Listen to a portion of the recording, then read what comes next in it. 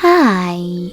In front of me is TCL for the next paper, and today I would like to show you how you can remove Google search bar from home screen.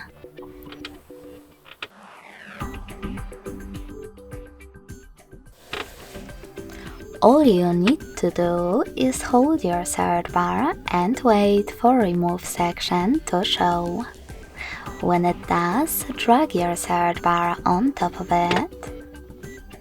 And when you see that the widget turned see-through, let go.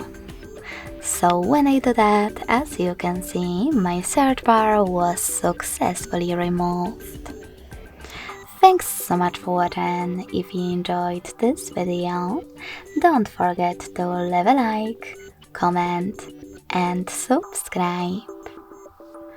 Bye!